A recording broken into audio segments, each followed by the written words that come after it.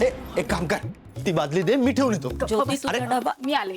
अगं बाई तुम्ही आलात. या ना, या आत या. नमस्कार. नमस्कार. हा. सावकाश राहू दे. नाही काय बरं आहे. या हा बस. आलेच मी. हो.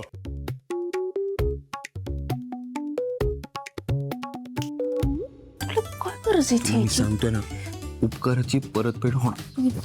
मी आली. हे घ्या, थोडासा चिवडा आहे. अहो कशाला? असू दे, थोडासाच आहे. या बघा, आवडतोय का?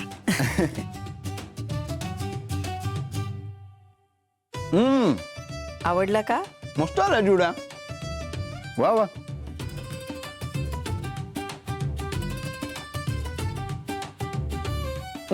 काकू, चिवडा एक नंबर झालाय. थोडा अजून मिळेल का प्लीज? हो, आणते. याच्यातच द्या. बर बर. तू पटापट काम सांग. हे बोला हो.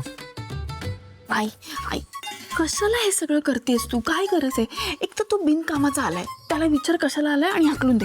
अगं असं काय बोलतेस? प्रीतीचे धीर येते आणि आपले पाहुणेत.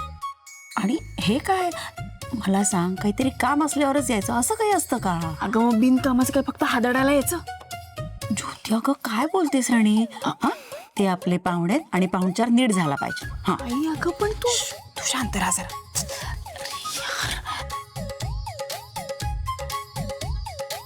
काय अगं आई लाडू. हे अरे लाडू. लाडू पण होता. अरे काय आलं काकू? काही नाही, काही नाही. अगं थोडी पिसली, असू दे. घ्या घ्या. हो.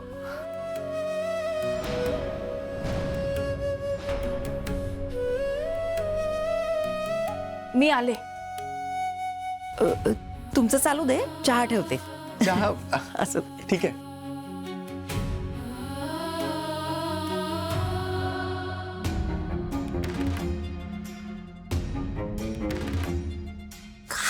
आई आज सगळ्यांसमोर त्या दीपची लायकी निघणार आहे.